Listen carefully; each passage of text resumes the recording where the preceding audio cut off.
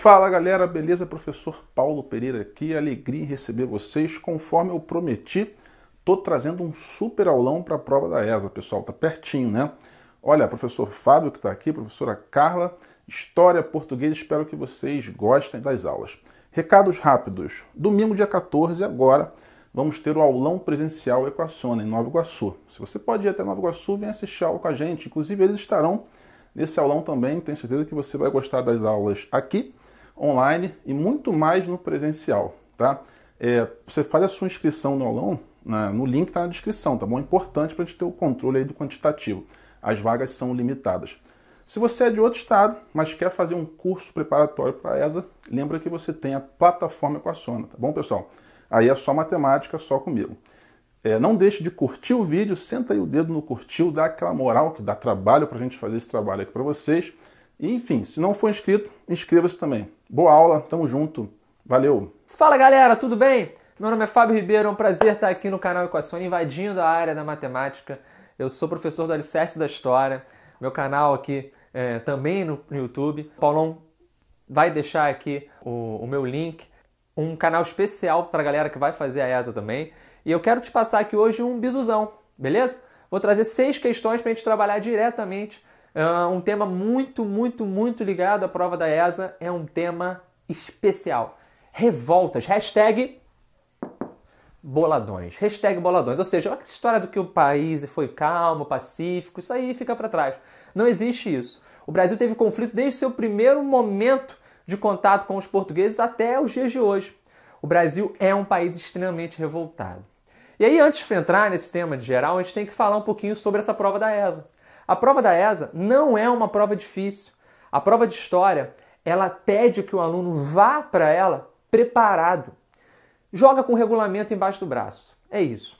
Precisar fazer 2 gols? Faz. 45 do segundo tempo, só precisa empatar.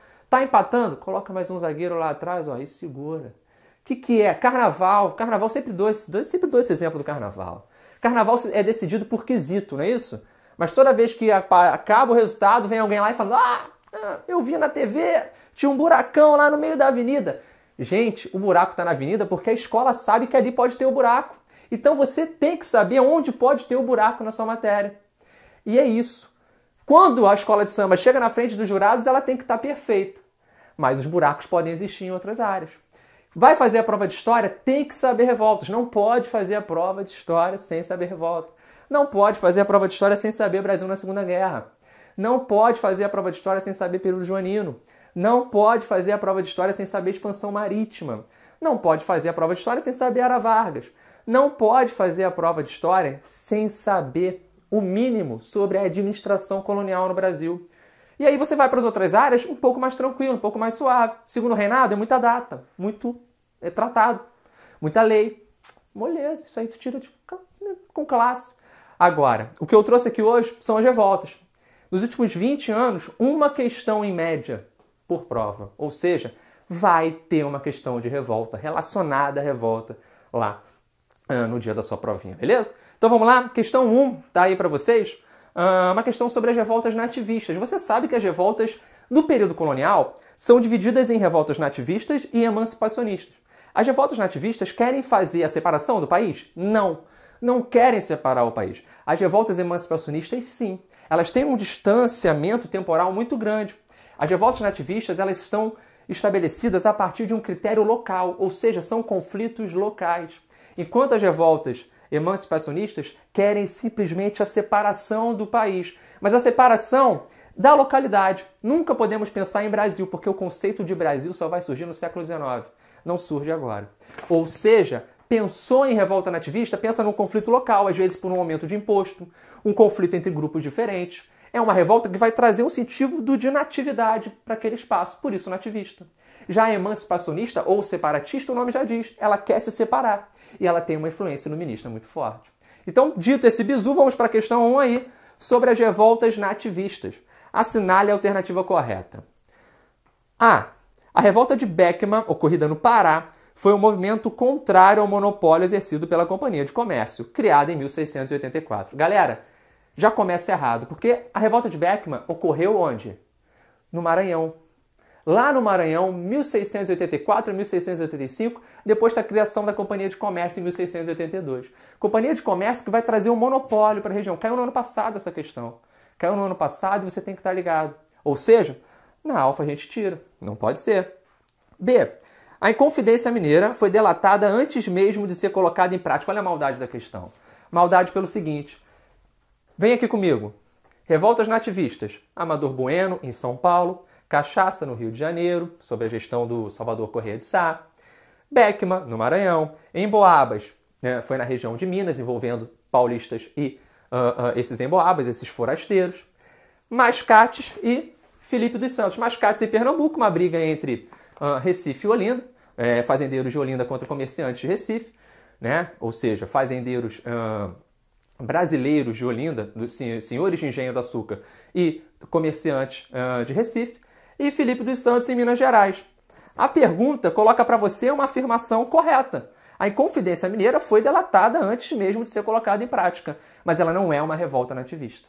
E aí, se você vai desatento, tu perde. Sabe o que faz tu perder a prova? Sabe o que tu faz não entrar, não pegar a farda? Duas coisas. Ó, separei aqui. O excesso de confiança e o excesso de pessimismo. Tem aluno que é sensacional. 0,1. Pode chegar para 0,1. Vai brigar lá na topo. Mas se ele for olhando para a prova, menosprezando ela, vai dançar. Vai dançar. Não tem como. Olha com simplicidade para a prova, mas olha com maturidade suficiente para entender que ela está no seu nível. Você nunca está acima dela nem abaixo dela. Essa é a grande sacada. Mesma coisa, se você for assim para a prova, não vai dar, não estudei quase nada, não dá. Você também se arrasa. Quer um segredo? Quer um segredo? Todo mundo que passa num concurso como a ESA tem falhas gigantescas em determinadas matérias. O que faz a diferença muito é o seu emocional na hora da prova. Então, manda ver nisso. E a sua atenção. Se é um aluno que conhece bem o conteúdo, mas que não se liga nessa parada, ele dança. A Inconfidência Mineira foi delatada antes mesmo de ser colocada em prática. É verdade, mas ela não é nativista. A questão é que é uma nativista. Vamos para C. A Guerra dos Emboabas foi uma disputa de fazendeiros de Olinda e comerciantes do Recife. Né? A Guerra dos Emboabas, não. A Guerra dos Emboabas, não. A Guerra dos Mascates foi uma disputa entre fazendeiros de Olinda e comerciantes de Recife. D. A Revolta da Cachaça ocorreu no Rio de Janeiro sob o governo, governado por Salvador Corrêa de Sá. Essa tá certa. Vamos olhar a eco. Vamos lá. A Revolta Filipe dos Santos foi um movimento da elite mineira contra a derrama e os altos impostos cobrados por Marquês de Pombal. Não, Marquês de Pombal só lá no século XVIII. Essa, só lá no meio do século XVIII. Essa revolta, ela é muito específica, ela é contra as casas de fundição. Essas casas de fundição estão sendo colocadas a partir de 1720 ali na região mineradora e elas vão cobrar cada vez mais impostos. É bizu de prova também. Casa de fundição, cobrança de impostos. Tem que estar ligado, não pode perder. Então, não pode ser eco, gabarito da primeira, letra D, dado, delta. Valeu, galera? Show? Vamos lá, galera. Questão 2 agora. Questão sobre as revoltas da Primeira República. Tranquilo, suave. O que são essas questões? O que são essas revoltas da Primeira República? Primeiro, Primeira República de 1889 a 1930. A Primeira República é dividida em duas partes. A República da Espada, que vai de 1889 a 1894, que é o governo de Deodoro e Floriano Peixoto. E depois, de 1894 a 1930, a gente tem a República Oligárquica dos Coronéis, café com leite, né? Aquela nossa estrutura já muito conhecida, bem batida. Existe uma série de revoltas durante esse momento. Claro, cada uma com a sua especificidade. E o que a gente vai trabalhar aqui hoje é justamente o que a questão nos pede. Conhecer a diferença entre revoltas da Primeira República urbanas e revoltas da Primeira República rurais. Claro, as urbanas ocorreram nas cidades. A cidade no Brasil nessa época era incipiente. O nosso maior contingente populacional está no campo. Só na década de 1950 isso vai começar a mudar. Na verdade, a maioria das revoltas ocorrem sim nas cidades, apesar da maior parte da população estar no campo. Porque a cidade era um local em si conflituoso. A questão que é pra gente o destaque sobre as revoltas urbanas durante a Primeira República. Destacam-se entre as revoltas urbanas ocorridas durante a Primeira República, vamos lá, A balaiada, a revolta da chibata e o tenentismo. Gente, a balaiada é uma revolta regencial. Balaiada, Maranhão, revolta regencial. Então, tá fora. Beleza? Revolta da Chibata é? Sim, a revolta da Chibata é uma revolta urbana, tá bom? A revolta da Chibata é dos marinheiros no Rio de Janeiro, beleza? Tenentismo, também. Tenentismo é um movimento que vai movimentar o Brasil todo. Miguel Costa, Juarez Távora, o Luiz Carlos Prestes. Vai movimentar o Brasil todo e vai ser fundamental para a crise desse sistema oligárquico. B. A revolta da vacina, a da Chibata e o tenentismo. Opa, tá correto. Revolta da vacina, Rio de Janeiro, 1904, contra a reforma urbana Pereira Passos e a obrigatoriedade da vacinação. Tá lá, é uma revolta ocorrida na cidade durante a Primeira República. Chibata, essa que eu falei, dos marinheiros, e o tenentismo também. Ou seja, essa já está certa, vamos continuar acompanhando. C. Revolta de Juazeiro. Revolta de Juazeiro é da Primeira República, mas não é urbana. Ela é uma revolta rural, ocorre onde? No Ceará. Liderança do Padim Cisso. Todo mundo acho que já escutou falar sobre ele. É uma revolta contra uma política do Marechal Hermes, conhecida como política das salvações. Ele quer colocar interventores nos estados. E isso vai ser, claro, visto com péssimos olhos pela elite local ali naquele estado. Ou seja, é uma revolta rural. Da vacina, sim, da vacina é uma revolta, voltamos para cá, é uma revolta urbana. E a revolta de Canudos, a Guerra de Canudos, Bahia, Arraial de Canudos, claro, 4 grandes expedições para derrotar essa galera do Antônio Conselheiro, é rural. Então, não pode ser a Charlie. Delta, Contestado, Canudos e Revolta da Armada. Dessas aí, só a Revolta da Armada 1 ocorre na cidade. A Revolta da Armada 1 é uma revolta da Marinha que não chega nem de fato a explodir. É uma ameaça. Isso vai forçar a saída do Deodoro do poder. Beleza? Contestado e Canudos são rurais. Canudos, já falei, Contestado ocorre numa região que é contestada entre Paraná e Santa Catarina.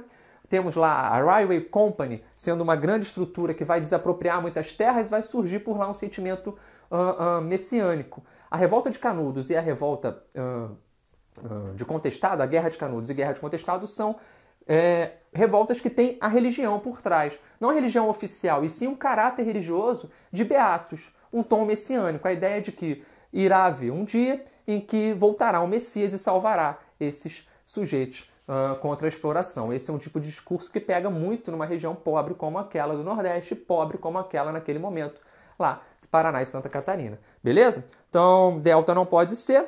E Eco, a Revolta da Chibata, a Confederação do Equador, olha só, e a Campanha Civilista. A Confederação do Equador é uma revolta de 1824 contra a Carta Constitucional, ou seja, contra a Constituição de 1824 do Dom Pedro I, que era autoritária, centralizadora, era uma Constituição muito, muito, muito fechada nas mãos do imperador, e ela vai ser vista com péssimos olhos. Então essa galera da Confederação do Equador lá em Pernambuco vão começar a criticar esse modelo do Senado vitalício, o modelo da centralização, o modelo do autoritarismo. Não pode ser. Claro, está bem longe, está bem antes da Confederação do Equador. A Campanha Civilista é de 1910, liderada pelo Rui Barbosa, contra a candidatura do Marechal Hermes da Fonseca. O Hermes da Fonseca acaba vencendo, apesar dessa grande campanha civilista. Em 1910, as eleições, vitória do Hermes da Fonseca, que vai ser o primeiro presidente militar eleito diretamente na nossa história. Show? Então, gabarito dessa número 2 é Bravo, beleza? B. Show. Vamos lá, galera. Questão 3 agora. Molezinha. Molezinha. Tá vendo como é que tá, ó, fluindo? No ritmo tranquilo, ó. Alicerce da história. Vai lá, tem uma aula completa sobre tudo isso aqui. Galera, a questão 3 pede pra gente um caráter específico sobre a Guerra dos Mascates. A Guerra dos Mascates vai se desenvolver entre 1709 e 1711, na região de Pernambuco. Qual é o grande motivo para essa Guerra dos Mascates? O grande motivo dessa Guerra dos Mascates é, a princípio, uma grande rivalidade entre portugueses que viviam em Recife, eram comerciantes, e senhores de engenho que viviam em Olinda e eram, claro, senhores de engenho, trabalhavam com açúcar. Pernambuco vive, desde o século XVII, uma crise do açúcar. O que vai acontecer é que, ao longo do tempo, Olinda sempre foi a referência para a região, para a capitania de Pernambuco. Com o passar do tempo, essa referência que Olinda tinha acaba caindo, acaba sendo perdida. Por quê? O açúcar enfraquece, aos poucos o comércio de Recife se fortalece por outros produtos e a galera de Olinda vai acabar tendo uma dependência grande através de empréstimos desses portugueses que vivem em Recife. Com o passar do tempo, a gente já está ali no início do século XVIII, a gente está vendo um problema sério ali na região, na capitania de Pernambuco. Que problema é esse? Que problema é esse? A gente está vendo um constante esvaziamento político em termos de importância, ou seja, Olinda está perdendo importância para Recife. Esse fato é crucial a partir do momento em que Recife vira vila. E virar vila era ter Câmara Municipal. Virar vila era ter poder próprio, coisa que Olinda jamais pensava que Recife pudesse ter, aquelas duas cidades vizinhas que viviam em constante atrito. O que vai acontecer é que os senhores de engenho brasileiros vão entrar em conflito com os comerciantes portugueses, tendo em vista a tentativa de exercer controle maior sobre a região. A vitória vai ser acabar caindo nas mãos da galera de Recife, e a galera de Recife vai sair bem na foto porque Recife passa a ser a grande base estrutural política da capitania de Pernambuco, ou seja, passa a ser capital. Recife é capital, vai fluindo. Vitória de Recife nessa guerra, vitória de Recife e esvaziamento de Olinda, beleza? Lembrando, gente, por que o açúcar está em crise ali no século XVII? Porque os holandeses que foram expulsos da região de Pernambuco e do Nordeste em geral aqui no Brasil, eles acabaram indo para as Antilhas e concorrendo com o nosso açúcar. Isso vai quebrar muito a galera por ali, o preço vai acabar caindo no mercado exterior e a galera de Olinda vai sentir muito essa crise. Show? Então vamos ver o que a questão quer. Ela quer que a gente diga entre as causas do confronto. Quais são as causas desse confronto? Podemos destacar o quê? A. As rivalidades entre brasileiros, senhores de engenho, de Olinda e portugueses, comerciantes de Recife. Já tá aí, ó. Esse é o gabarito. Vamos olhar as próximas? B. O endividamento dos comerciantes de Recife em relação aos fazendeiros de Olinda. É o contrário. A galera de Olinda, com a queda do açúcar, vai se endividar com a galera de Recife. Charlie. A expulsão dos holandeses de Pernambuco, que gerou um aumento crucial das receitas para os brasileiros de Olinda. Não gerou aumento porque, na verdade, foi o contrário que aconteceu. Houve a concorrência. D. Os altos impostos cobrados por Dom João VI. E Dom João VI, ó, só no início do século XIX, 1808, Dom João VI chega aqui e aumenta os impostos. Mas esse aumento de impostos de Dom João VI vai ser um dos fatores, junto com a Grande Seca de 1816, de uma outra revolta chamada Revolução Pernambucana. Essa revolta, a Revolução Pernambucana, ela é emancipacionista, ela é separatista. E Eco, a elevação de Recife à categoria de vila ainda no início do século XX. Só errou o século. Você vê que essa questão aqui te pede muito conhecimento específico sobre século. Se você não souber século, no finalzinho aqui eu vou te explicar um macete para aprender sobre séculos, beleza? Vamos lá, galera, questão 4, tá? Antes de ir para essa questão, vou te pedir um like para esse vídeo. Deixa aí seu curtir, seu gostei, ajuda a promover. Foi difícil vir para cá, o Paulão mora longe pra caramba, pagou meu Uber. Né? Pagou meu Uber e olha que ele não abre a mão para nada. Tá? Mas pagou meu Uber, vim para cá, trabalho com o Paulo num curso presencial que ele tem em Nova Iguaçu. Né? Inclusive vai ter um aulão lá no dia 14 e no dia 28 desse mês, aulão especial, a gente vai estar lá recebendo muito bem os nossos alunos. Então deixa esse seu like, mostra que você gostou do vídeo. Se tu não gostou, tu fica quieto aí, né? Mas assiste até o final para ver se muda de opinião. Galera, muito interessante, muito interessante. Agora a gente vai falar de revoltas emancipacionistas. Não coloquei aqui a Revolução Pernambucana, que também é uma revolta emancipacionista. Todas elas têm ideal iluminista, todas elas querem a separação. Todas elas querem a emancipação. Isso é um destaque fundamental. A questão 4 quer de você um quadro comparativo. Sempre aparece a Revolução, a Inconfidência Mineira com a Conjuração Baiana. É muito comum isso, muito comum. Bizu de prova. Você vai ter que estabelecer um quadro comparativo entre revoltas que são próximas ali do final do século XVIII e estabelecer ali o que tem em comum e o que tem em diferente. Comum entre essas duas revoltas. A Inconfidência Mineira, claro, lá de Minas, ela é influenciada pelo Iluminismo. A Conjuração Baiana, da Bahia, óbvio, já um pouquinho mais para frente, também é influenciada pelo Iluminismo. Aquela filosofia que está surgindo na Europa no século XVIII, chegou no Brasil com muita força. Então a gente tem essa dicotomia bem clássica por ali.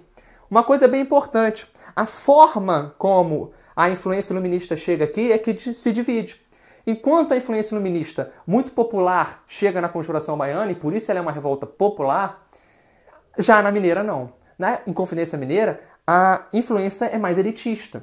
Então a gente costuma estabelecer o seguinte, a Inconfidência Mineira, ela é elitista. Ela quer desenvolver uma república independente na região de Minas, mas mantendo a escravidão. A maioria dos seus adeptos concordava com a escravidão.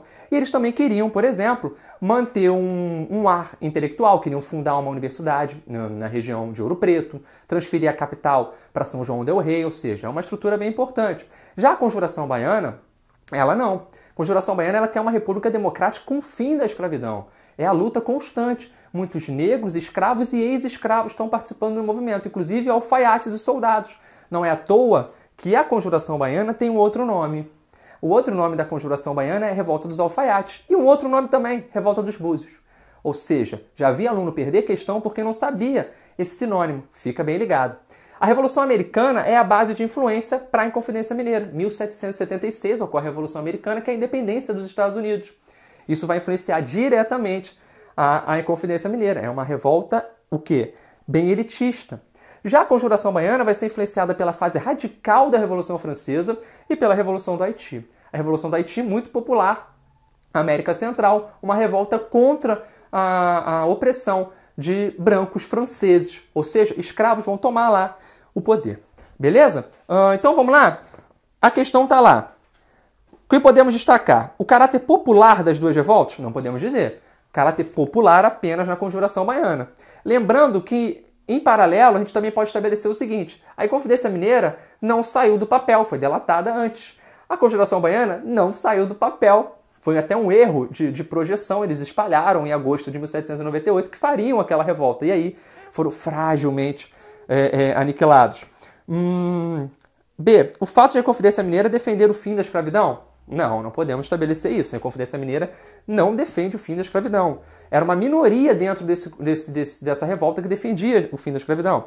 C. A presença de escravos islamizados na Conjuração Baiana, os malês. Galera, a revolta dos malês é de 1835 na região de Salvador. Também, assim como a baiana, mas é regencial, não é emancipacionista. Beleza? D. Os planos de fundar uma universidade na região de Minas Gerais por parte dos Inconfidentes mineiros. Correto. Eles queriam fundar uma universidade, tendo em vista também que muitos daqueles jovens na região de Minas que tinham pais que ascenderam socialmente com a mineração foram estudar na Universidade de Coimbra, em Portugal, e tiveram contato com o iluminismo. Passaram a perceber como o estudo é fundamental. Beleza? Uma outra coisa importante está a questão da participação de oficiais do Exército, latifundiários e mineradores na Conjuração Baiana. Não tem nada a ver. Nada a ver. A participação do Exército na Conjuração Baiana é só daqueles soldados, beleza? Nada de latifundiário nem minerador. O gabarito aí é delta, 4 delta, beleza, galera? Tem uma paródia pra gente cantar, uma paródia aí especial. Não sei se é da tua época, mas é da minha, isso entrega idade, mas vamos lá. Jeito moleque, aquele pagodinho, pá, aquele estilo maroto. Eu vou cantar aqui, o Paulo já tampou o ouvido, porque não vai escutar. A grande questão é o seguinte: você já ouviu falar naquela música assim, ó? Fui ao cinema pra me distrair, fiquei surpreso quando eu vi. Agora, só não fui cantor porque dá aula dá mais dinheiro. Agora, olha só. Vamos cantar. É um quadro comparativo entre a Inconfidência Mineira e a Conjuração Baiana. Vamos nessa. Essa aqui eu erro toda hora. Vou torcer para não errar. Se liguem. É assim, ó. Abri um livro pra me distrair. Fiquei surpreso quando eu li.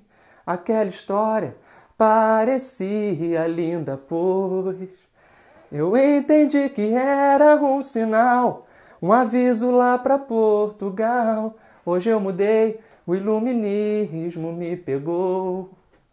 Mas que surpresa, em Minas vão planejar uma revolta que não é popular. E na Bahia conjurar baiana vem dizer que o povo pobre ainda pode sonhar. No Haiti eles vão se inspirar. Eu tô aqui agora pra acontecer. Eles querem se emancipar. Aos poucos a colônia vai ferver. Não adianta abafar. Terra revoltada tu vai ver. Lá em Minas vão preparar uma revolta contra a derrama. Na Bahia vão reclamar. Sai fora escravidão, ninguém te ama. Vai! Te ama. Ninguém te ama. Ah, moleque, show! Daqui a pouco eu te volto. Tem que fazer uma bobeira, né? Vamos, galera, questão final, questão 6 desse nosso mini simulado aqui no canal Equaciona. Eu vou te chamar para se inscrever, para curtir novamente a minha página no Instagram. Não falei para vocês, me segue lá no Instagram, sempre coloco umas dicas bem bacanas para você, baseado em provas da ESA, da SpaceX, Colégio Naval, galera que vai fazer também vestibular. Temos o Enem pela frente, a UERJ, que vem com a específica bem forte para a história. Espero que você me siga lá. Eu estou aqui no chat com você, beleza? Já estou tirando as dúvidas aí contigo. Galera, o Paulo deixou aí na descrição. Galera, vamos nessa pelo seguinte momento. Revoltas regenciais. Você sabe que o período regencial é aquele hiato entre os grandes impérios, o primeiro e o segundo. O primeiro e o segundo reinado. Então, entre o momento em que o Dom Pedro vai embora e deixa seu filhinho com 5 anos de idade até a maioridade dele, que não vai ser maioridade de fato, porque ele vai ter 14 para 15 anos em 1840, a gente vive o período regencial. E esse período é caracterizado por uma grande instabilidade, uma grande disputa. Tem paródia pra caramba lá no canal falando sobre esse momento também. Essa disputa, esse período de instabilidade, ele vai trazer pra gente muitas revoltas nas províncias. Revoltas que vão ser dos mais diferentes tipos. Existem 15 grandes revoltas regenciais, para sua sorte. Para sua sorte, você só precisa saber essas 5 aqui. Elas são as mais cobradas e as mais importantes, beleza? Vamos lá. Revolta de Malês. A revolta dos Malês é de 1835, ocorre em Salvador. Escravos islamizados, escravos de ganho na sua maioria, da etnia Nagô, vão fazer uma revolta, vão tentar instaurar um califado, seria um império islâmico na região. Vão ser abafados desde o início. É uma revolta muito popular. Isso traz à tona o haitianismo de volta. Você lembra que eu falei agora há pouco sobre a Conjuração Baiana, como tinha influência do Haiti, que foi uma revolta muito popular? Então, voltamos aqui com esse medo do Haiti, dessa revolta popular. O Brasil, Salvador, você pense, grande parte da população negra, ex-escrava ou escrava, então, e também livres que estão na parte mais baixa da pirâmide, galera.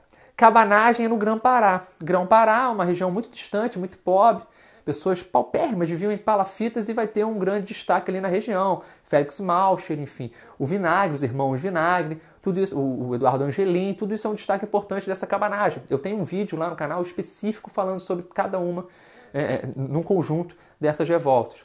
A Sabinada, ela ocorre em Salvador. Ela quer fundar uma república até a maioridade do imperador. Ou seja, ela era uma revolta que não era muito revolta, porque ela queria só se distanciar daquele governo que estava ali no Rio de Janeiro naquele instante, que eram as regências. A gente teve a regência trina provisória primeiro, depois a regência trina permanente, depois a regência trina permanente virou regência una com o Diogo Feijó e depois com Araújo Lima, 2 regências unas por fim. Beleza? Então, essa galera, liderada pelo médico Francisco Sabino, vai simplesmente buscar uma independência ali provisória até o retorno da maioridade do imperador Dom Pedro II. E lembrando que a figura do imperador, ela trazia uma autoridade que acabava abafando as revoltas que ocorriam por todo o Brasil. Um outro contexto importante é a balaiada. A balaiada ocorre no Maranhão e é a mais popular, a mais ligada às classes mais baixas. É uma revolta que, na verdade, é um grande fluxo dos mais diferentes tipos de pessoas das classes mais baixas disputando, criticando algo que estava ali acontecendo. É como se fosse uma revolta múltipla. Pessoas muito pobres, insatisfeitas com muitas coisas. A gente não tem, é difícil encontrar na balaiada uma pauta única. E essa balaiada vai ser abafada pela ação do Luiz Alves de Lima e Silva, que vai entrar para a história futuramente como Duque de Caxias, quando ele volta da Guerra do Paraguai. Ele ainda está no início de carreira, ele que tinha o pai, o Francisco Lima e Silva, como uma figura muito importante no Império, ele vai ser apelidado de o Pacificador. O Pacificador, que ele vai fazer simplesmente a ação em várias revoltas.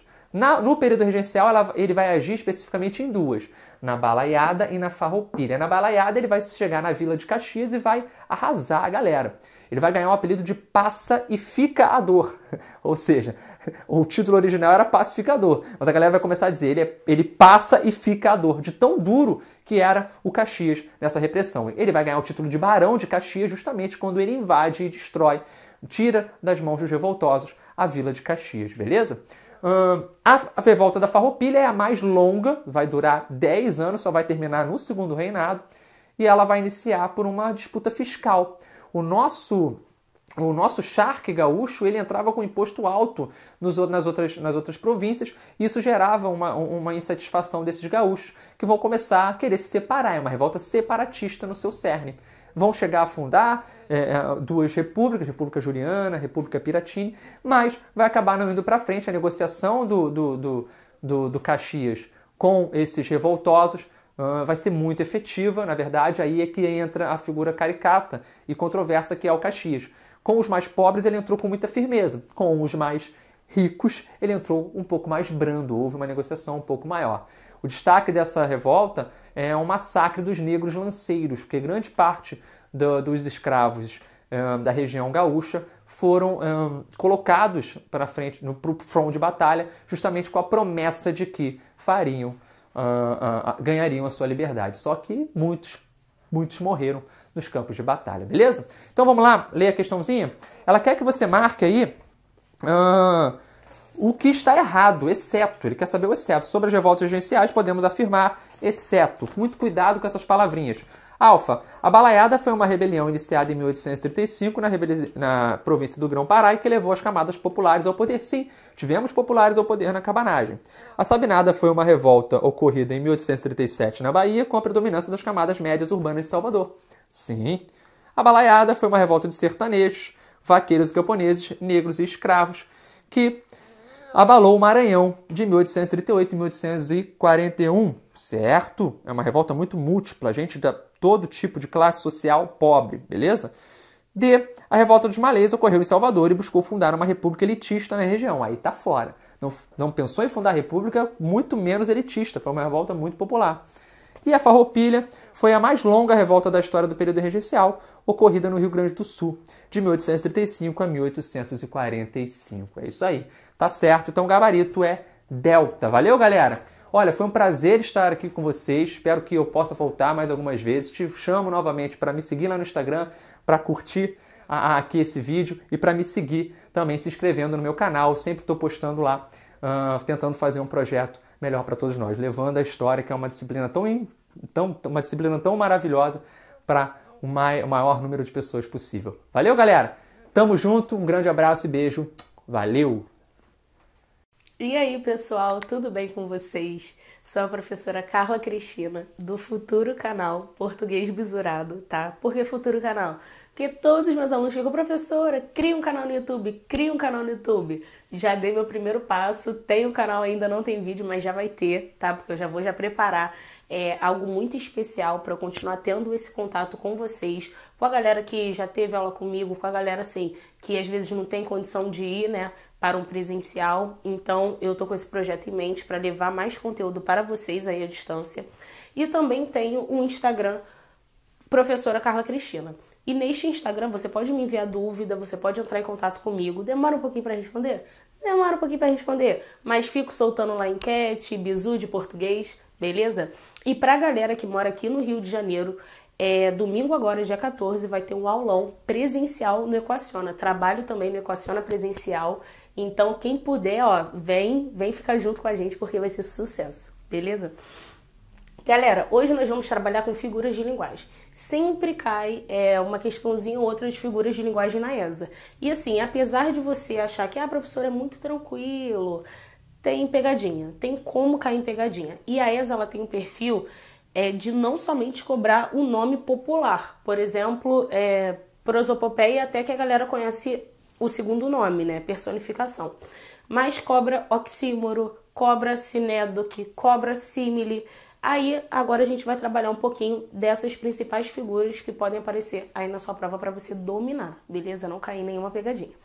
Já vamos começar raciocinando, professora, mas como que cai uma questão de figuras de linguagem? Como é que eu consigo identificar a figura de linguagem? Vamos raciocinar aqui, ó. O principal protagonista da trama morreu. Quando eu tô falando em protagonista, significa que ele já é quem? O principal. Então, isso daqui não é uma redundância? Então, qual vai ser o nome da figura de linguagem predominante nesta oração aqui? Vai ser o quê? Pleonasmo. O que é pleonasmo, então? A gente já começa já por ela. É uma redundância, beleza? Quando eu falo assim, ó, ao pobre nada lhe pedia. Aí tem gente que até raciocina assim, ah, professora, se é pobre é porque não pedia. Ah, professora, qual é a figura de linguagem que pode ter presente ali? Vamos lá. Quando eu falo que nada pedia ao pobre, significa que nada, quem pede, pede algo a alguém, certo? Verbo transitivo indireto. Ele nada pedia a quem? Ao pobre. Isso daqui vai ser o meu objeto indireto. Olha aqui a preposiçãozinha, beleza? Quando eu falo que nada lhe pedia, quem é esse lhe? Ele não tá retomando o pobre. Ó, raciocina comigo. Nada pedia ao pobre. Precisaria desse lhe? Não. Eu poderia só falar também, ó, nada lhe pedia. O que está acontecendo aqui? Um outro objeto indireto, de forma o quê? Redundante, repetida. Então, o nome desta figura de linguagem vai ser o quê? Pleonasmo também. Por que eu coloquei estes dois exemplos? Para você não esperar na sua prova somente exemplo, assim, de repente um pouco mais tranquilo de você conseguir identificar. Como, subir para cima, professora, descer para baixo. Aí me cai essa, ao pobre nada lhe pedia. Tanto que com esta figura de linguagem dá para você matar também uma questão de sintaxe. Porque existe, além do objeto indireto normal, existe o objeto indireto o quê? Oracional. Objeto indireto o quê? Pleonástico. É quando acontece esta redundância. Beleza? Aí agora nós vamos para a primeira questão para poder matar aí todas as possíveis pegadinhas a respeito de figuras de linguagem.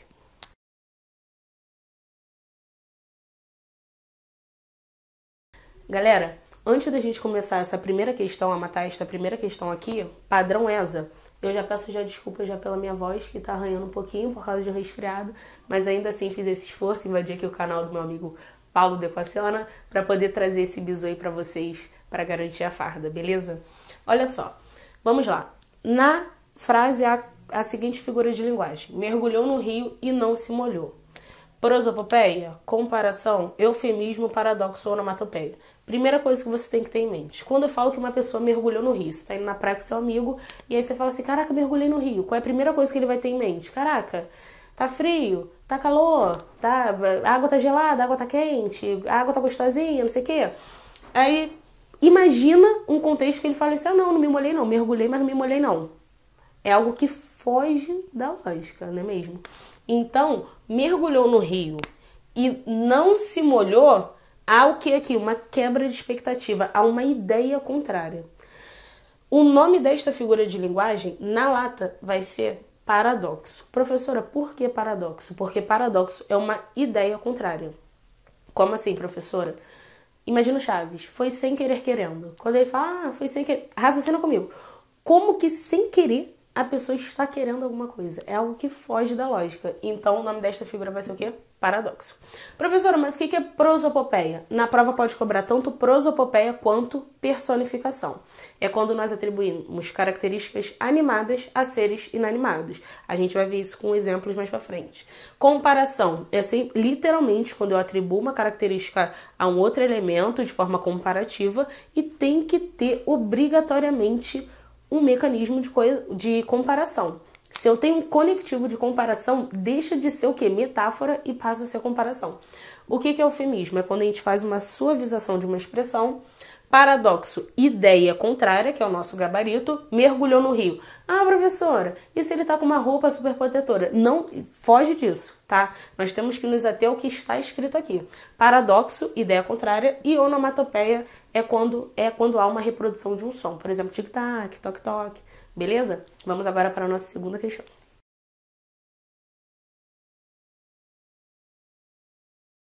Vambora, galera. Vamos para a nossa segunda questão de figuras de linguagem, beleza? Esta aqui é uma questão, que caiu uma muito parecida na ESA, tá? Só que a frase era a seguinte: nós nos tornamos pavões exibicionistas. Dentre as alternativas, nós tínhamos, por exemplo, uma metáfora e nós tínhamos, por exemplo, uma hipérbole. Professora, o que seria metáfora e o que seria hipérbole? Metáfora é quando a gente faz uma comparação sem o conectivo. E o que é hipérbole? É o exagero. Quando eu falo que nós nos tornamos pavões exibicionistas, o que você pode pensar? Professora, eu estou exagerando. Por quê? Porque não tem como eu me tornar um pavão exibicionista, professora. É muito. Porém, eu não estou comparando a palavra nós com pavões exibicionistas. Sempre que eu tenho uma comparação sem conectivo, o que vai prevalecer é metáfora, beleza? O que vai prevalecer é metáfora. Raciocina aqui comigo. Ela está uma galinha saltitante.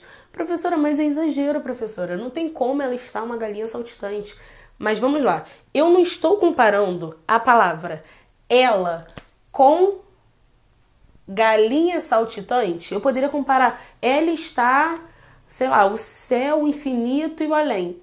Se está tendo uma comparação sem o conectivo, a figura de linguagem vai ser metáfora. Por que metáfora, professora? Porque é uma comparação sem conectivo. O que seria hipérbole? Exagero. O que seria gradação? Enumeração. Vou te dar o exemplo de cada uma. Quando eu falo assim, nossa, professora, você está lá na sala de aula, professora, nossa, estou morrendo de sono, estou morrendo de fome, morrendo... Morre por tudo, né? A gente morre por tudo. Estou morrendo de amores por ele. Raciocina com isso, está morrendo literalmente? Não tá. Então isso daqui vai ser o quê? Hipérbole. E gradação? Uma enumeração. Nossa, amanheceu chovendo, entardeceu, anoiteceu. O que seria a metonímia? Metonímia seria a substituição de um termo por outro equivalente. Como assim, professora? Quando eu falo, imagina no contexto aí, fulano pediu a mão dela em casamento. O fulano, ele pediu a mão, literalmente, da pessoa em casamento, pediu a pessoa por inteiro? Pediu a pessoa por inteiro. Então isso daqui vai ser o quê? Metonímia.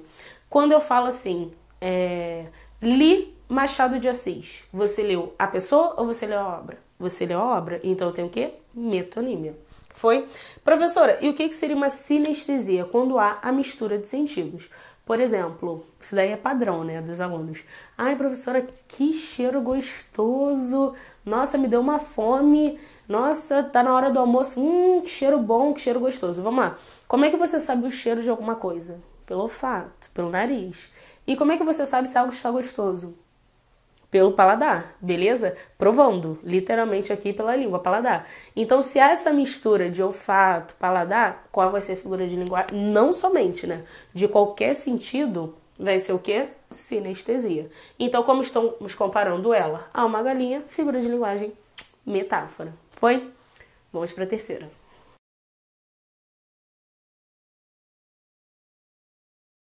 Galera, vamos agora para a nossa terceira questão, tá? Eu tô fazendo assim, mas terceira questão. Eu acho que eu estou ficando um pouco mais leve, né? Primeiro vídeo aí pro YouTube, galera do presencial direto. Professora, faz o canal no YouTube, faz o canal no YouTube. Então, primeiro vídeo, eu acho que tô dando uma aliviada, né? Tá aliviando a pressão. Mas agora eu vou fazer diferente com vocês. Minha galera do presencial já sabe que eu começo com o pensando. E aqui eu já comecei já te dando a resposta. Vamos lá. O rato roeu a roupa do rei de Roma. Qual é a figura que você aí de casa acha que está prevalecendo nesta oração? Por que eu tô falando prevalecendo? Porque pode ser que em uma oração nós tenhamos mais de uma figura, beleza? Quando eu falo o rato roeu a roupa do rei de Roma, assonância, aliteração, paronomásia, pleonasmo ou quiasmo? Olha só, professora, qual é o fenômeno que está acontecendo nesta oração? O rato roeu a roupa do rei de Roma. Não está tendo a repetição do R, e o R não é uma consoante. Então vamos lá.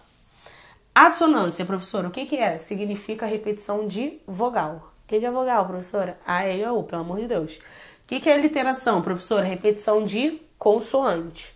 O que é paranomásia? Paro é de parecido, então são palavras parecidas. Professor, o que seria o pleonasmo? O pleonasmo é uma redundância, beleza? Quando há repetição ali, tanto enfática ou desnecessária de uma palavra. E o que seria o quiasmo? Nunca ouvi falar, mas nunca nem vi, professora. Quiasmo é o X, beleza? Como assim? Quando nós temos uma informação de forma cruzada, tá?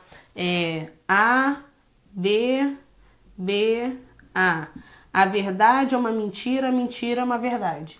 Professora, mas isso aí não seria uma antítese? Seria, se eu não tivesse a informação de forma cruzada.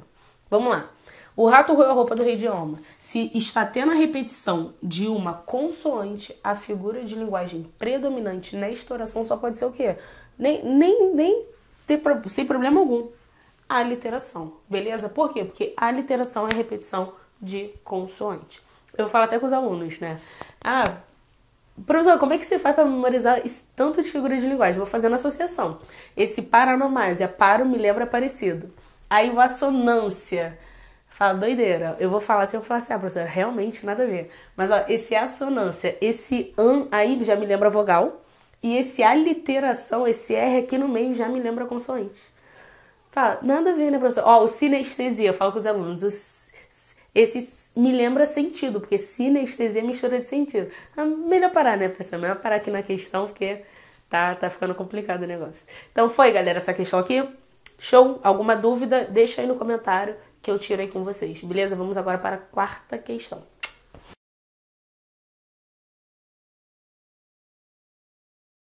Solução havia. Professora, como é que eu vou saber que figura de linguagem está predominando nesta oração? Vamos lá, fazendo análise sintática. Quando eu falo solução havia, você aí de casa acha que solução pode ser o meu sujeito? Ah, professora, é a solução quem havia. Sujeito. Caiu na pegadinha clássica, porque olha só. Esse haver dá para substituir por existir? Dá, não dá? Haver, no sentido de existir, é caso de oração sem sujeito. Se nós não temos sujeito, não entendi, professora. Solução havia. Não dá para substituir por solução existia? Haver com sentido de existir, caso de oração sem sujeito. Se nós não temos sujeito, qual vai ser a ordem? A ordem padrão da língua portuguesa é sujeito, verbo e complemento. Se eu não tenho sujeito, a ordem padrão vai ser o quê? Verbo e complemento. Este daqui não é meu verbo? Verbo transitivo direto. Ao quê? Solução. É o meu objeto direto. Está na ordem padrão da língua portuguesa? Não está. Então, há uma figura de linguagem que denota a inversão da ordem canônica, da ordem padrão da língua portuguesa. Aí vamos às alternativas. Onomatopeia. Professora, solução havia. Pode ser uma onomatopeia? Nunca da sua vida. Por quê? Porque onomatopeia é reprodução o quê? De som. Acabou. Não pode ser.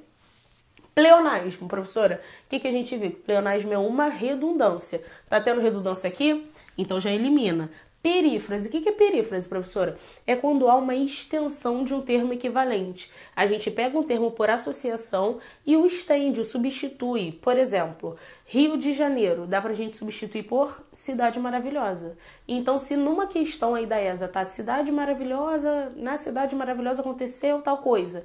Qual é a figura de linguagem? Perífrase. Na Terra dos Faraós, qual vai ser a figura de linguagem? Perífrase também. Por quê? Porque onde que é a Terra dos Faraós? Egito, tá? E se esta substituição for para pessoa, então o nome vai ser autonomásia ou antonomásia, tá? A ESA ela costuma utilizar antonomásia. Não entendi.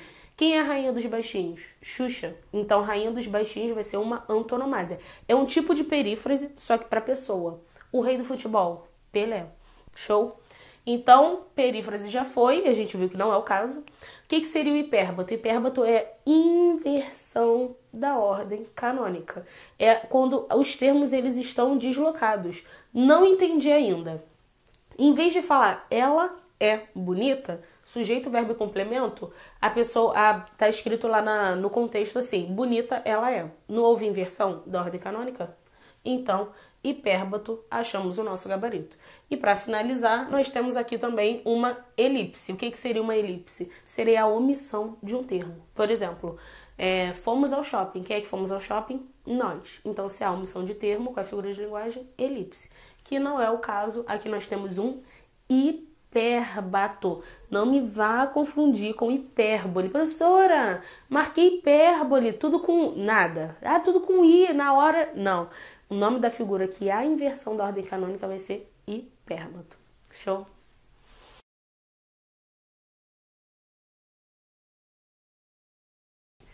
Galera, voltamos agora com a nossa quinta questão.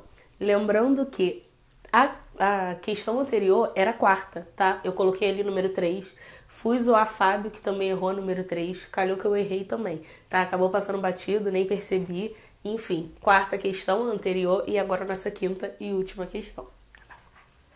Analisa aqui comigo. O estádio todo aplaudiu aos jogadores. Professora, como é que eu vou saber identificar qual é a figura de linguagem presente nesta oração?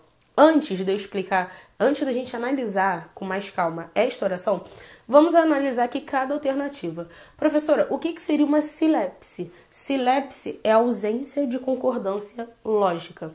Como assim ausência de concordância lógica? A vossa excelência é generoso.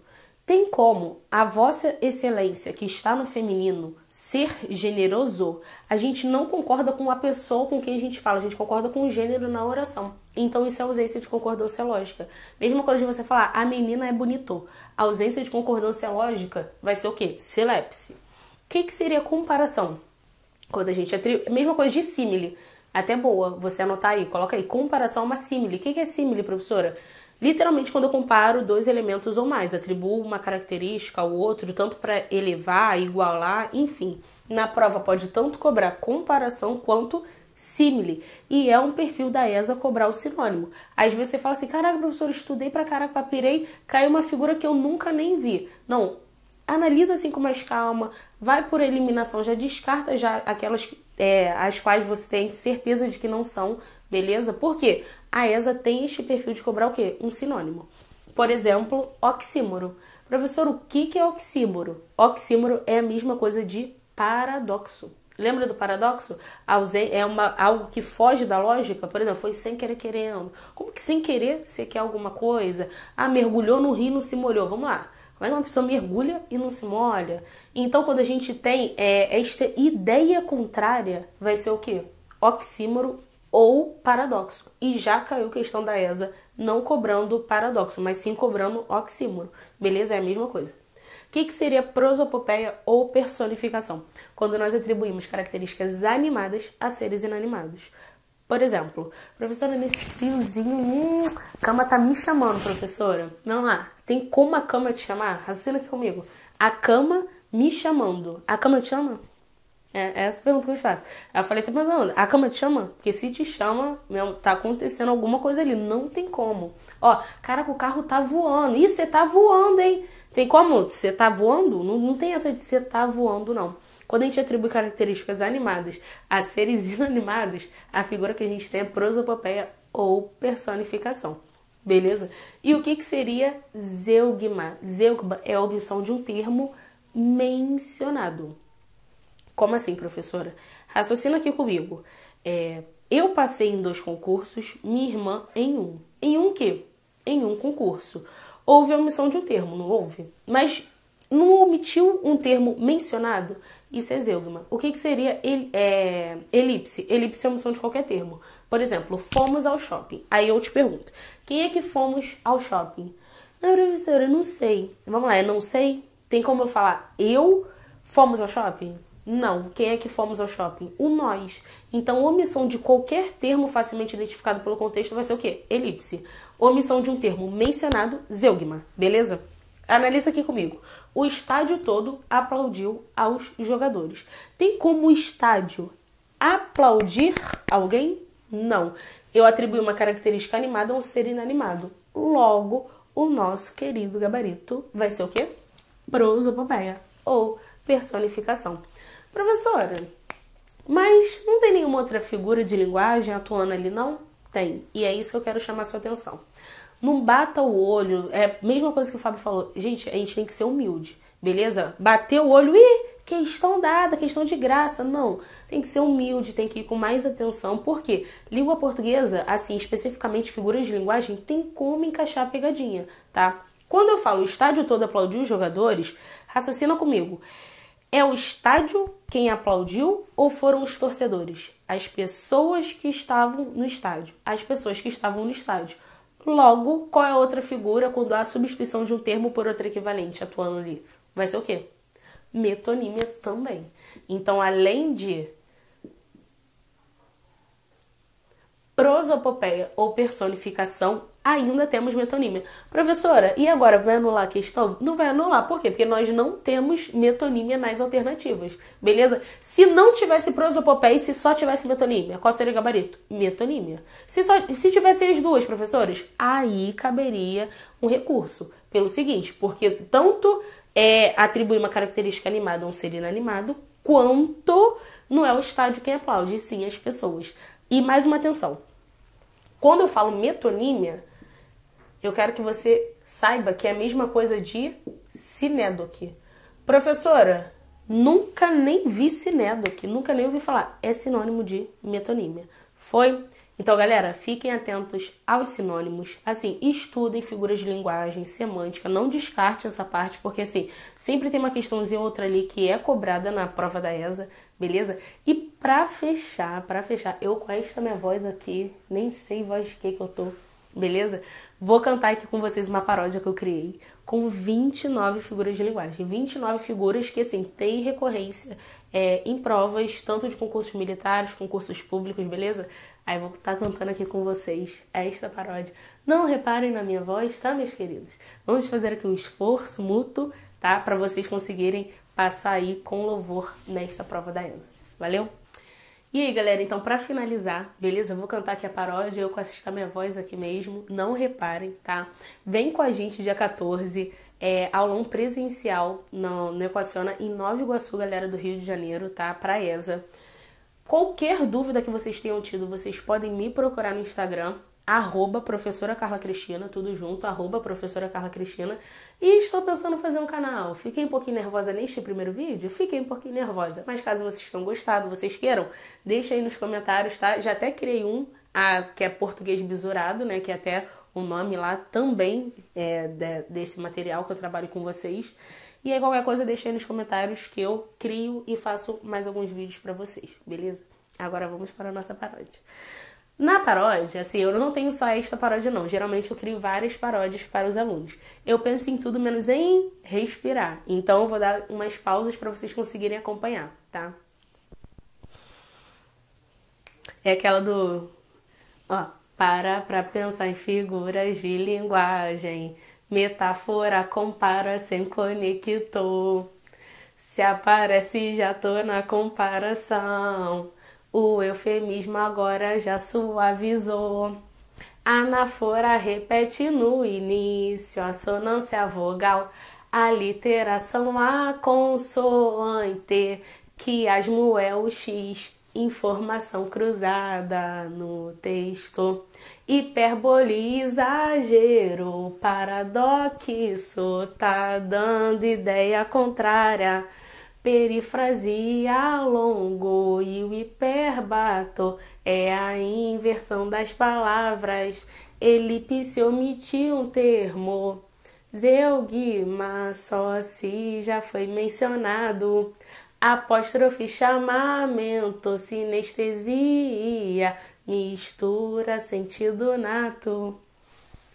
Anacoluto, quebra estrutural, onomatopeia, reprodução de som e agradação, enumeração, assim de tu tirou a conjunção.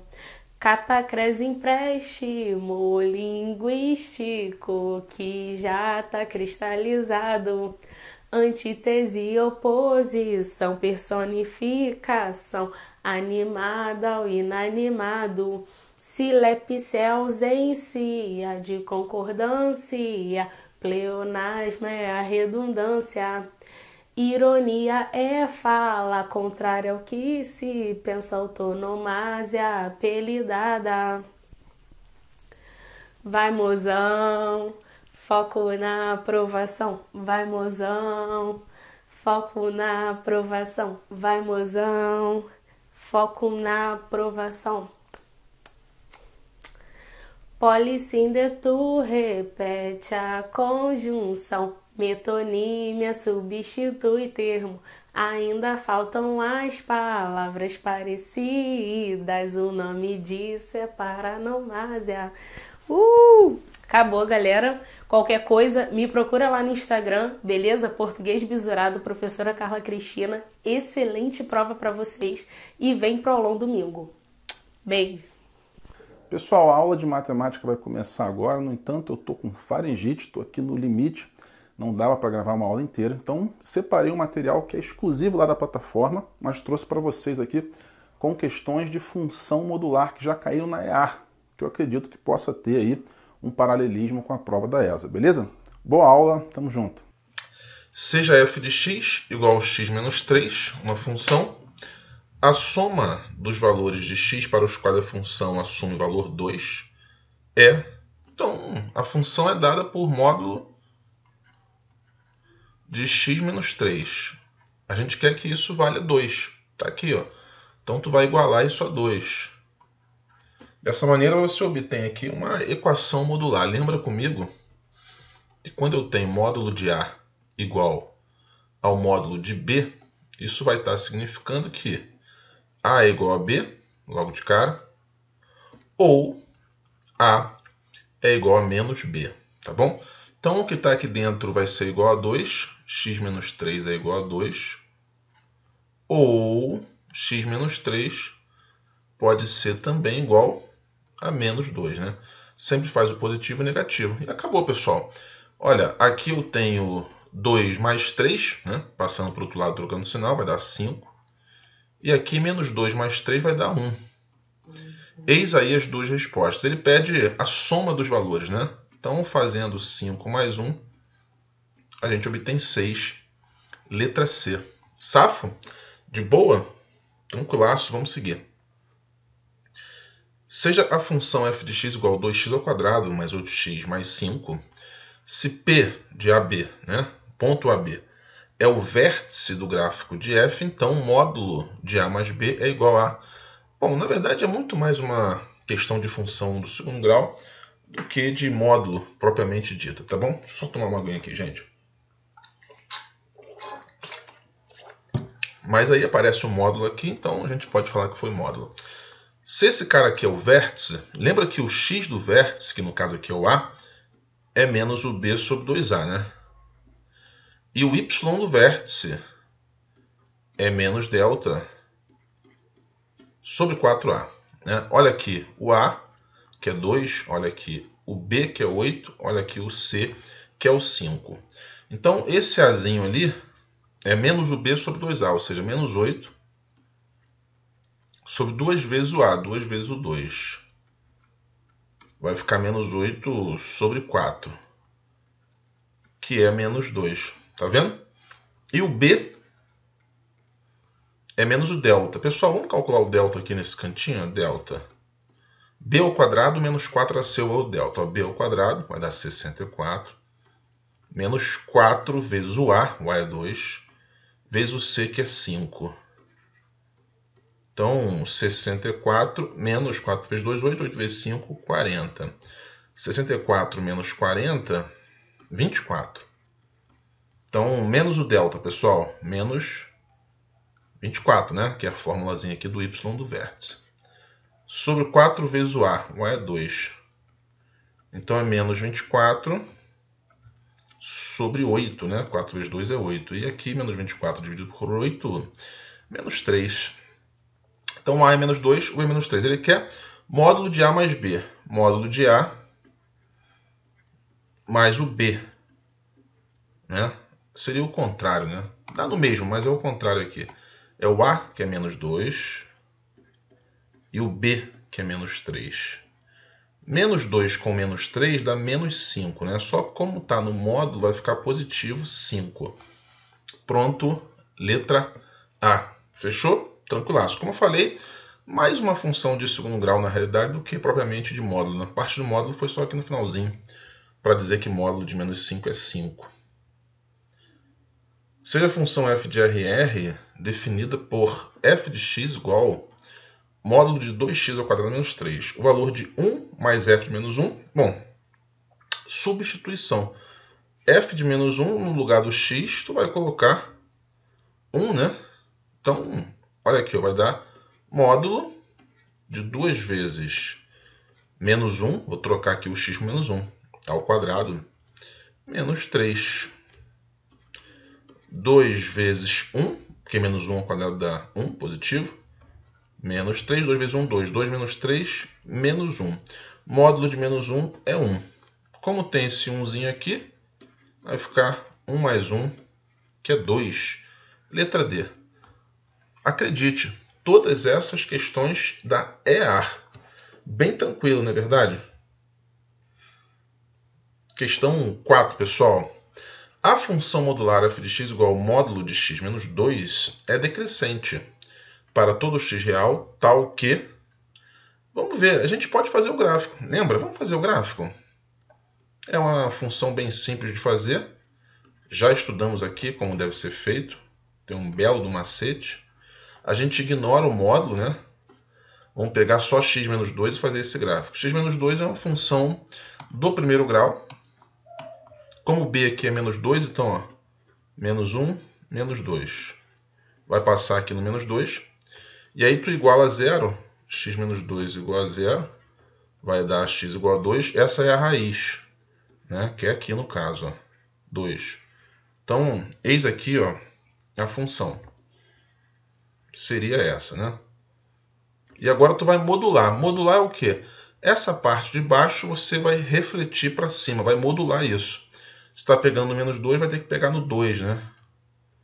Então o gráfico, na real, é esse Vzinho clássico das funções modulares. Parte de baixo aqui, ó, não vai existir. Tá certo? Era só uma referência para a gente. Tranquilaço? Gráfico mesmo, só aquela parte ali. Bom, onde é que é decrescente, né? Aqui, ó. A partir daqui ela começa a crescer, tá vendo? Então é daqui para trás. Toda essa parte aqui é decrescente. Como aqui é o 2, são para valores que são menores ou iguais que 2. Aqui, ó, menor ou igual que 2, letra D. Tá vendo? De 2 para trás ela é decrescente. Fechou? Tranquilaço? Aqui, ó. Diminuindo, diminuindo. A partir daqui ela começa a subir. Então não conta. Maravilha, gente. Vamos para a questão 5. Essa é uma questão bastante recente da prova da EAR, né?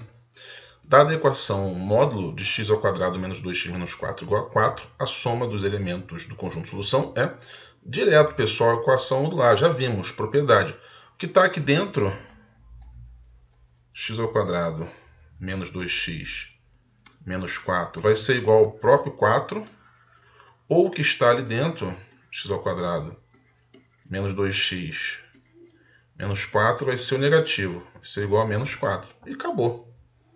É só resolver isso aí, vamos aqui à luta. Aqui eu obtenho x ao quadrado, menos 2x menos 4, menos 8. Vamos fazer aqui por soma e produto, né? A soma, quando A é 1, é o carinha do meio que está trocado, então vai dar 2. E o produto é menos 8. Como ele quer a soma dos elementos, você pode parar aqui, não precisa nem resolver. Soma 2, né? As raízes dessa aqui dá soma 2.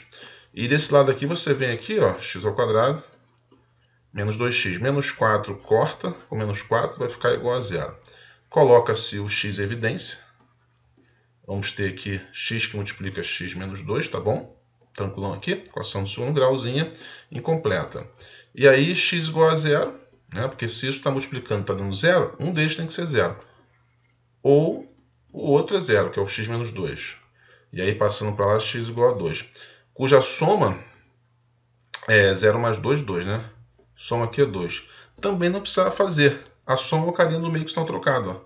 Trocando, senão aqui dá 2, né? Então 2 aqui com 2 aqui, a soma é 4, tá? Tá aqui letra A. Safo? Acabou, mas eu vou achar aqui as raízes. Quais seriam os números que somados dão 2 e multiplicados dão menos 8? Seria o 4 e o menos 2, né? 4 vezes menos 2, menos 8. E 4 com menos 2 daria 2. Então você percebe que se você somar aqui, realmente vai dar uma soma 2. Mas já havíamos achado ali. Na hora da prova é bom ficar esperto com isso, porque você ganha tempo, né? Saideira do vídeo, galera, questão 6. Olha que legal essa questão, super recente também. Se f de x igual ao módulo de 3x menos 4, uma função, sendo a diferente de b, e f de a é igual a f de b, que é igual a 6. Então o valor de a mais b é... Bom, o que é importante é aqui, ó. Quando você aplica o valor de a e também aplica o valor de b, a função fica igual a 6. Sendo que a função é isso aqui, ó, 3x menos 4 no módulo. Então a gente precisa descobrir quais são os valores cujo módulo de 3x menos 4 fica sendo igual a 6. Provavelmente você vai achar dois valores. Esses dois valores são então o teu a e o teu b. Caramba, Paulo, então é só fazer essa equação? Somente isso, pessoal. 3x menos 4 é igual a 6, ou 3x menos 4 é igual a menos 6. Aqui eu vou ter que 3x é igual a 10, né? 6 mais 4, e portanto x igual a 10 terços. E aqui eu vou ter que 3x é igual a menos 6 mais 4 dá menos 2, né? X, portanto, é menos 2 terços, passando o 3 para lá dividindo. Como ele quer a soma disso, né? Que é o valor de A mais B, então a gente pode imaginar que um desses aqui seria o A, esse, por exemplo, e o outro é o B. São os tais valores, né? Que aplicados na função vai te dar 6. Então, somando, eu tenho 10 terços, somados aqui com menos 2 terços, né? 10 menos 2 é 8, e repete o 3 embaixo. 8 terços, nossa resposta. Tá lá, letra B. Beleza, pessoal? Beijo enorme para vocês. Tamo junto, siga firme nos teus estudos para você conquistar o teu objetivo. Valeu! Tá bonito, Paulo?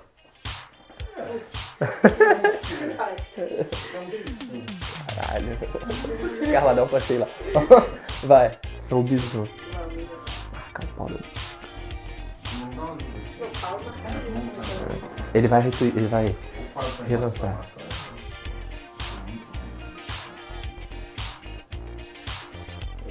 Eu acho que normal. Não, acho que essa parte aqui tá dando uma leve embaçada. Eu tô vendo um pouquinho embaçada. Essa parte aqui pra cima é mais. É dessa ou esta? Fala aí, Ricardo. É esta ou essa? Ah, moleque. É essa ou esta? É essa ou essa? Tá certo. Escravidão, ninguém te ama. Te ama. Caralho, eu canto muito. Puxa assim? Quase quebrei aqui teu negócio. Show. Ah, tá. Beleza. Eu tô com a batida aqui na minha cabeça.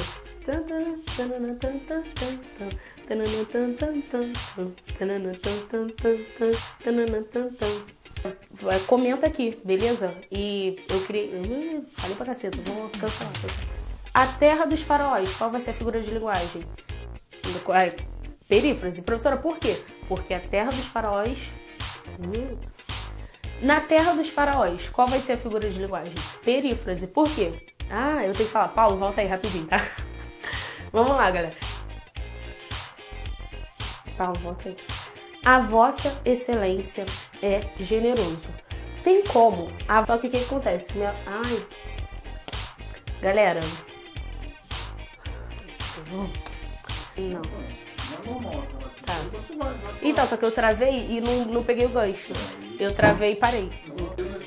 Sabe que é o meu negócio? É que eu coloquei o exemplo no quadro e eu tô improvisando, porque na aula eu fico assim, eu fico puxando. Paulo, fiz. Sei se ficou bom ou não, mas eu fiz. Fala, galera, beleza? Professor Paulo Pereira aí. Para com essa cara de bobo, Fábio. Tá Alessandro. Travou, né? Travou, querido. Tá vendo? Plataforma Equaciona. Vem estudar comigo, você vai gabaritar matemática. Tamo junto. Boa aula. Com a merda. Vou gravar de novo.